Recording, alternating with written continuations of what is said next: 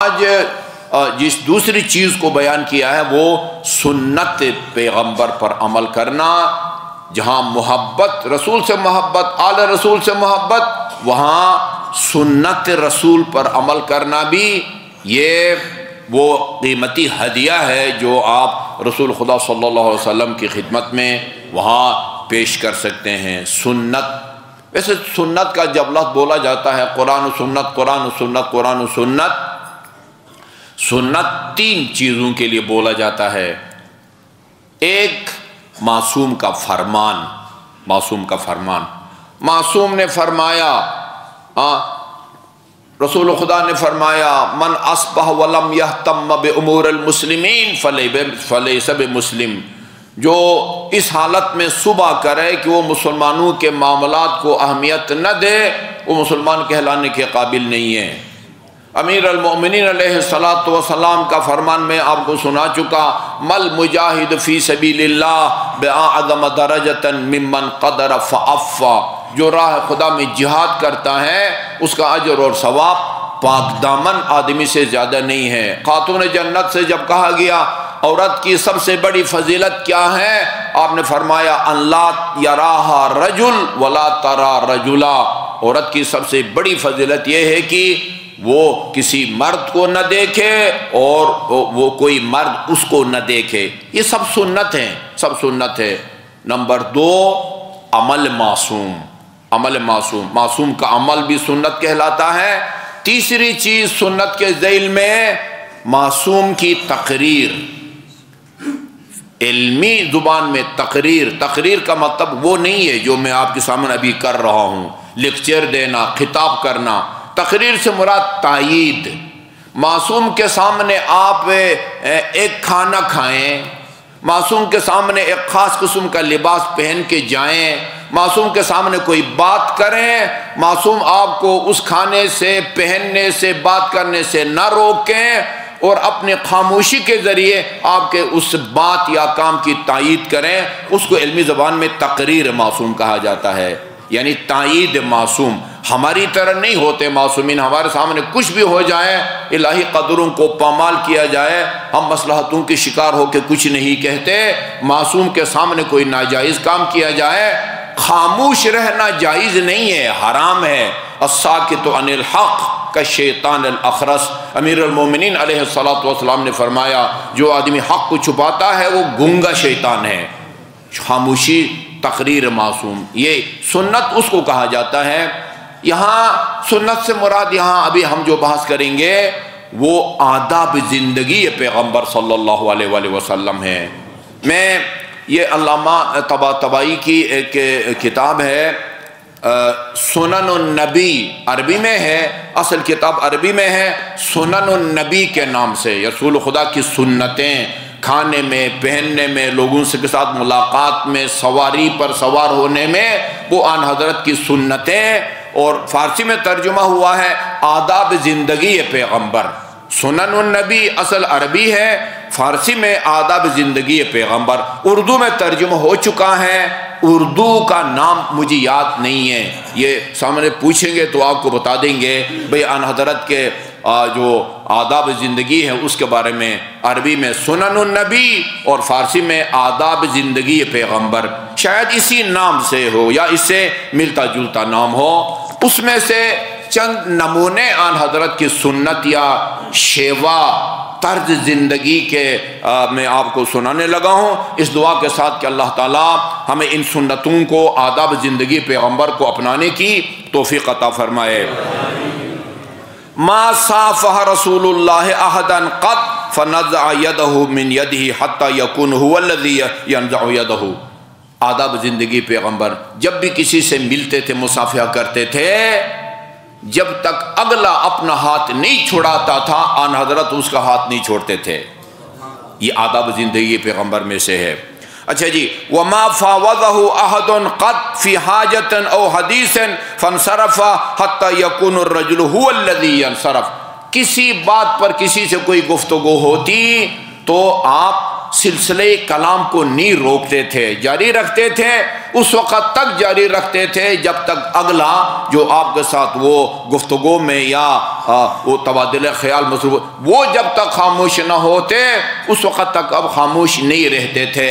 یعنی خاموش ہو جانا کا مطلب ایک اگلے کو نظر انداز کیا جائے، اس کو بھی کہا جائے بھائی بات جان چھوڑو، چپ ہو جاؤ، ایسا نہیں کرتے تھے۔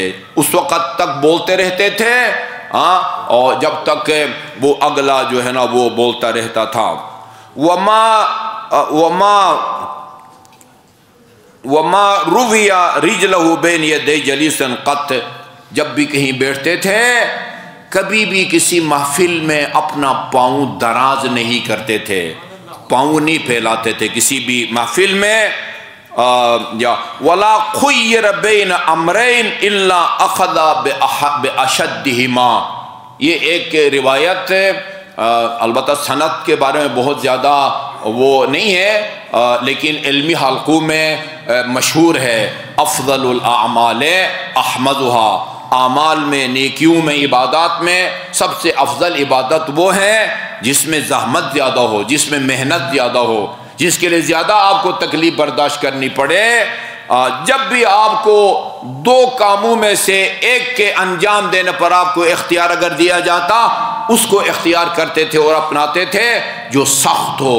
کبھی بھی جو ہے نا وہ آسان طلب جو تھے نا وہ آرام طلب نہیں ہوتے تھے آپ۔ جب بھی دو کاموں میں سے ایک کو انجام دینا ہوتا، ایک آسان ہوتا ایک مشکل ہوتا، ہمیشہ مشکل کو اپناتے تھے اور اختیار کرتے تھے۔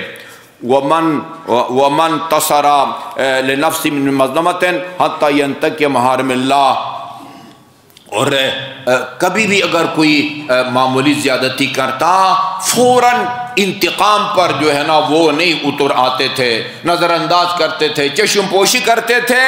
حتی ینتہک محارم اللہ، ہاں اگر وہ محارم اللہ حد کے حرمت کی جاتی، اسلامی قدروں کی، وہاں پھر یہ عمل آپ کے لیے ناقابل برداشت ہوتا تھا۔ اپنے خلاف کوئی بات کرتا، اپنے خلاف کوئی حرکت کرتا، فوراً وہ اس کا انتقام نہیں کرتے تھے، چشم پوشی فرماتے تھے، مگر یہ کہ کسی کی محارم اللہ سے مراد یعنی حد کے حرمت، اسلامی اقدار کی اگر کوئی توہین کرتا وہ آپ ایک لمحے کے لیے اس کو برداشت نہیں کرتے تھے۔ فَيَكُونُ حِينَئِذٍ غَضَبُهُ لِلَّهِ، اس وقت پھر آپ اللہ کی خاطر غضبناک ہوتے تھے، وہاں پھر کوئی چشم پوشی کی اور گنجائش نہیں ہوتی تھی۔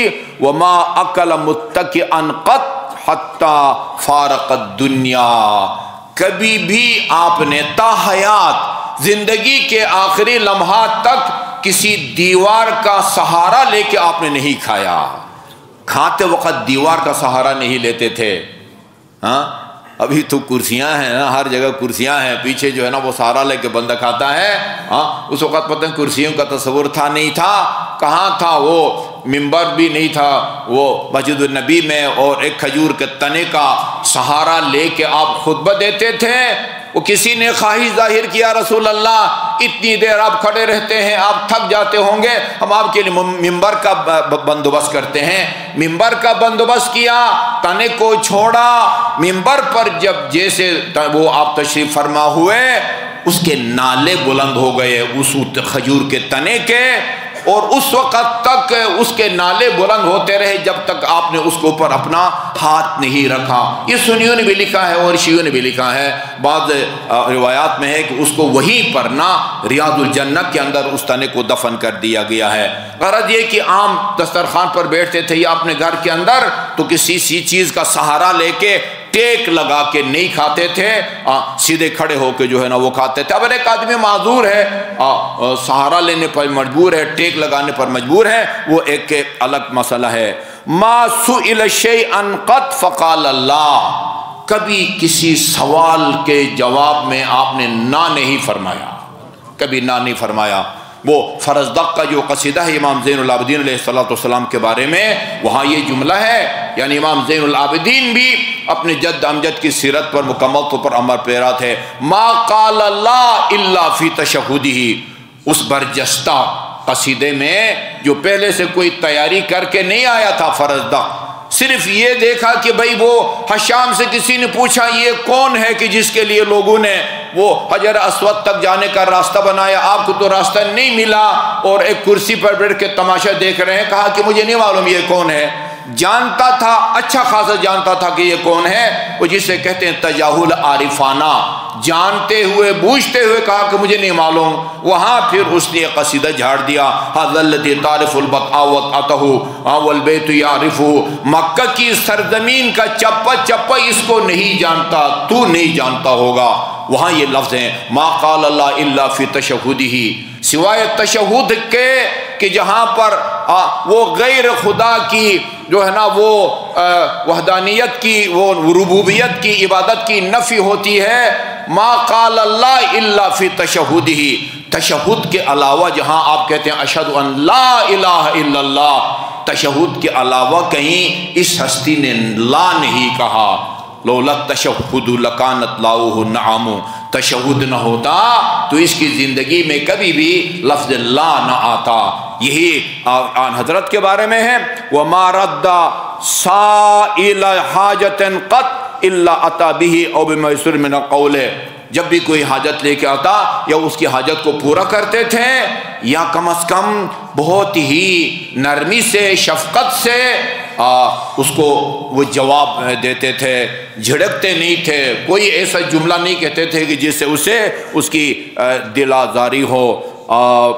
سارا کا اب نہیں عرض کروں گا، وَكَانَ أَخَفَّ النَّاسَ صَلَاةً فِي تَمَامٍ، یہ بڑا غور طلب جملہ ہے، اس کا خیال رکھنا ہے۔ امیر المومنین نے بھی جب مالک اشتر کو مصر کا گورنر بنا کے بھیجا ہے، آپ کو یہ ہدایت دی ہے، گویا رسول اکرم کی سیرت سے آپ نے اس کو استفادہ کیا ہے۔ کہا کہ صلی بہم صلاۃ اضعافہم، دیکھو جب نماز پڑھانے لگو نا، تمہاری سپیڈ، تمہارے ذکر کتنا طولانی ہونے چاہیے، رکوع میں کتنی دیر تک تمہیں جھکا رہنا چاہیے، سجدے میں تمہارے اقتداء میں کھڑے مومنین میں سے سب سے کمزور آدمی کے مطابق تم نے نماز پڑھنی ہے، سب سے کمزور۔ ادھر مسجد حرام میں بعض اوقات ہم دیکھتے ہیں صبح کی نماز میں سورہ دہر کی تلاوت کرتا ہے بندے خدا، کئی لوگوں کو میں نے یوں لڑکھڑاتے ہوئے دیکھا ہے۔ لوگ عمرہ کرتے ہیں، رات کو کوئی آدھا گھنٹہ یا گھنٹہ اذان سے پہلے وہ مکمل ہوتا ہے، وہ سوچتے ہیں بھئی وہ آدھا گھنٹہ انتظار کرتے ہیں، فجر کی نماز پڑھ کے پھر ہوٹل جاتے ہیں، ساری رات شب بیداری کرتے ہیں۔ اچھا وہ اگر سورہ دہر پڑھے گا اس کا نتیجہ پھر سب کے سامنے ہے۔ نہیں، یہ خیال رکھو، پیچھے کچھ جو ہے نا ایسے لوگ بھی ہیں جن کے گھٹنوں میں تکلیف، جن میں کمر میں تکلیف ہے، جی صلی بہم صلاۃ اضعافہم، مقتدیوں میں سے جو سب سے کمزور آدمی ہے اس کے رفتار اور اس کی طاقت کے مطابق تو نماز پڑھنی ہے۔ رسول خدا کے بارے میں ہے کان اخف الناس صلاۃ فی تمام، نماز کے تمام اذکار اور افعال مکمل ہونے کے ساتھ ساتھ ہلکے اور مختصر ہوتی تھی آپ کی نماز۔